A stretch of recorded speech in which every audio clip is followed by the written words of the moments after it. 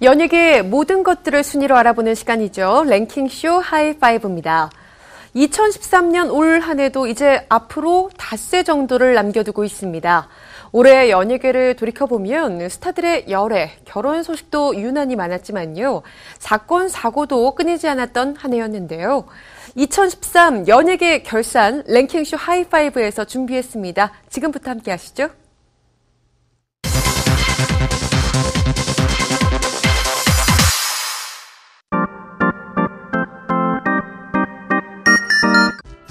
(2013) 연예계는 그 어떤 해보다 유난히 핑크빛 소식이 만발했는데요. 특히 꽃미남 스타들의 데이트 소식이 여성 팬들을 설레게 했죠. 불의 여신 정의가 낳은 귀여운 커플 김범, 문근영. 언제인지부터인지 모르겠지만 그녀를 지켜주기 위해서 살아가게 되는 그런 역할을 맡았습니다. 또 우리 태도 오라버니는 항상 이렇게 뭔가 듬직하게 해바라기처럼 항상 저만 바라봐주고 저만 지켜줘서 너무 행복합니다 요즘.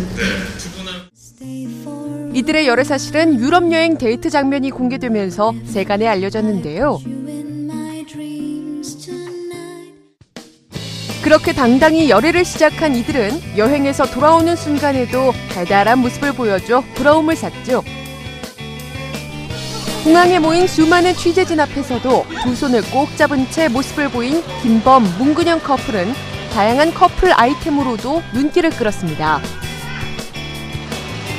공항 패션의 필수 아이템, 선글라스와 나란히 맞춘 검은색 운동화, 그리고 블랙 재킷에 매치한 그레이 컬러의 후드 티셔츠까지 여느 20대 커플 못지않은 모습이었는데요.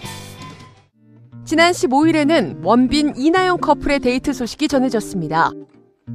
두 사람이 지인의 결혼식에 함께 참석한 것인데요. 지난 7월 비밀 데이트 모습이 포착되면서 열애 사실이 알려진 원빈, 이나영 커플.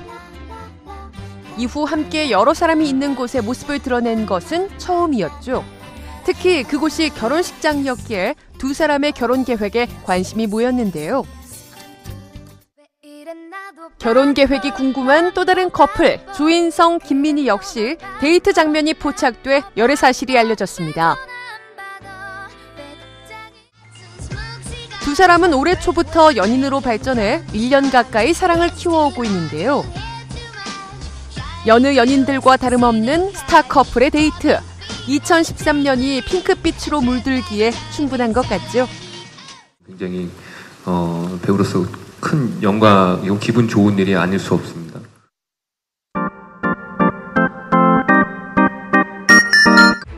(2013년의) 결정적인 한 방은 바로 이들에게서 나오지 않았나 싶은데요. 야구장에서 결정적 한 방을 던진 클라라와 결정적 남편 찾기로 대세로 떠오른 정우입니다. 레깅스 한번 입었을 뿐인데 순식간에 섹시한 대세 스타가 된 클라라. 그냥 타이트한 레깅스만 입었을 뿐인데 그걸 굉장히 섹시하게 보시더라고요. 이후 그녀는 섹시를 넘어선 노출 논란의 중심에 서기도 했고요. 또 거짓말 논란에 휩싸이기도 했죠.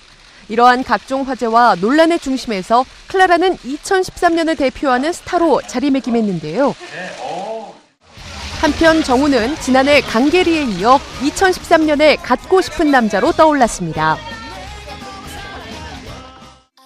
성나정의 첫사랑으로 문여성 팬들의 마음을 설레게 하더니 김유미와의 공개 열애로 더더욱 갖고 싶게 만든 정우. 처음에는 의도를 하지 않았는데 드라마 극 자체가 경락을 시켰어요. 이 남자를 두고 혹자는 극중 이름을 빌어 쓰레기의 재발견이라고 하는데요. 쓰레기라 불리면 좀 어떻습니까? 2013년의 대세 스타는 바로 정우인걸요? 실제로도 그런 편이에요. 네.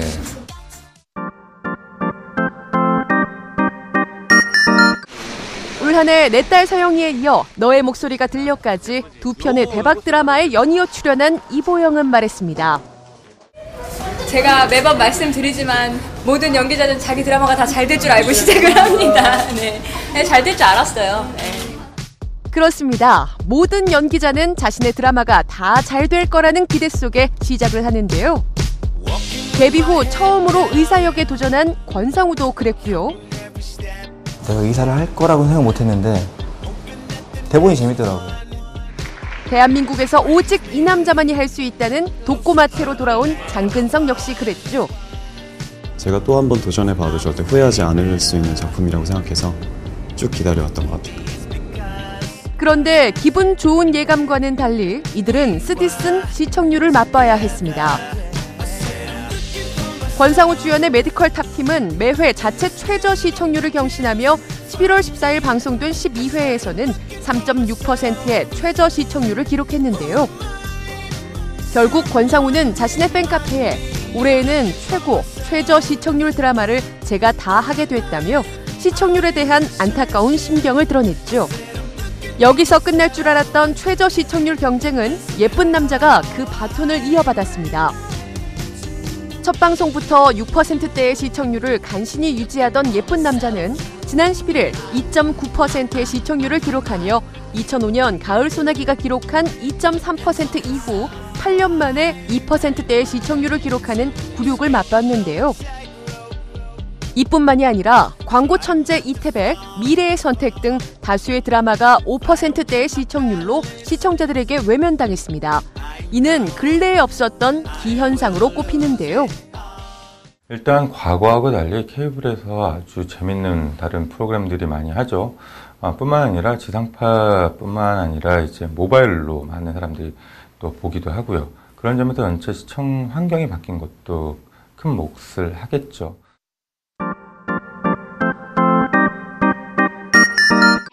(2013년) 연예계는 그야말로 롤러코스터 같았습니다.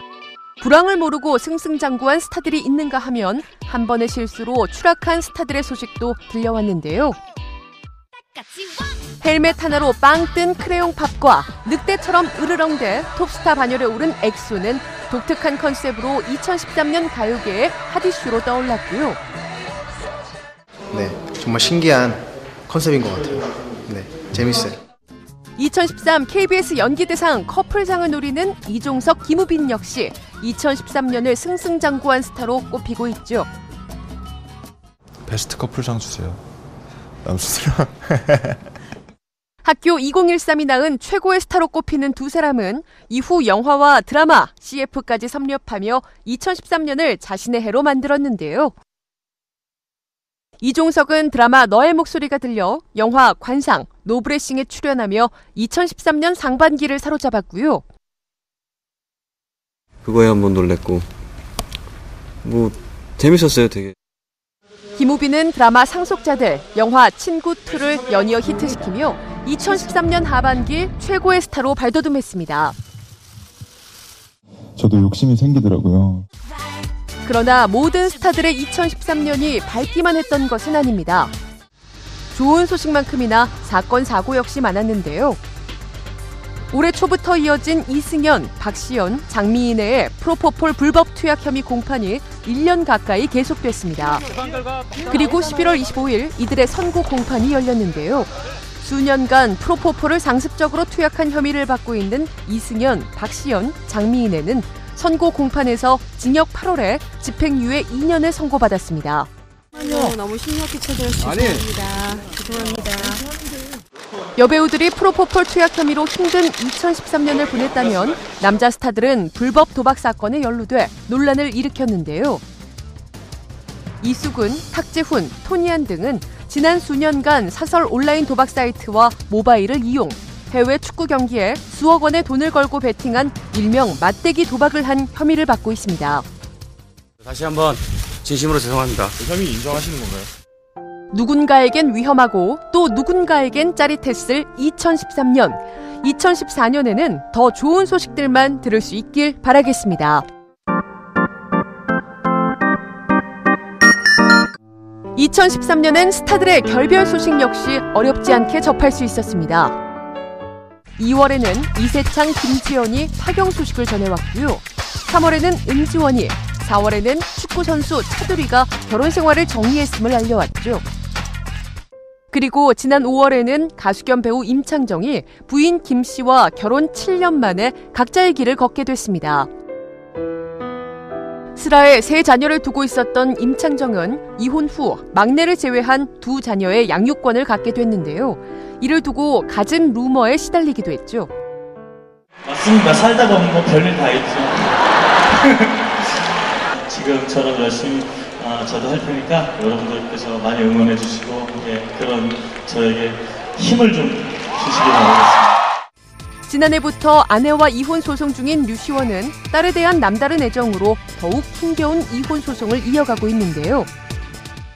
지난 10일에는 자신의 SNS에 동물도 자식에게 이러진 않을 텐데 잘 지내고 있는지 너무 그립고 보고 싶다. 아빠 잊으면 안 돼. 사랑해 내 아가라며 딸에 대한 절절한 심경을 드러내기도 했습니다. 류시원과 아내 조 씨는 37억 원대 위자료 및 딸아이의 양육권을 두고 분쟁 중에 있는데요. 이와는 별개로 류시원은 아내 조 씨를 상대로 불법 위치정보 수집 및 폭행 혐의로 벌금 700만 원을 선고받았습니다. 자신의 명예를 걸고 무죄를 증명하겠다고 밝힌 류시원은 이를 위해 조 씨를 위증죄로 추가 고소했지만 재판부는 류시원의 항소를 기각하고 원심을 확정했는데요. 솔직히 좀 너무 많이 힘들고 지친데요. 그래도 뭐 끝까지 포기하고 싶지는 않습니다. 지켜봐주세요. 혐의에 대해 마지막까지 결백을 주장한 류시원은 12월 6일 법률 대리인을 통해 상고장을 제출한 것으로 알려졌습니다.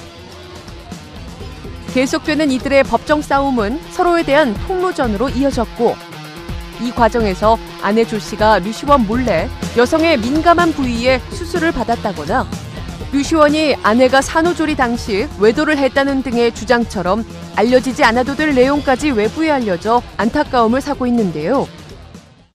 김주화의 이혼 공방 역시 폭로전으로 치닫고 있습니다.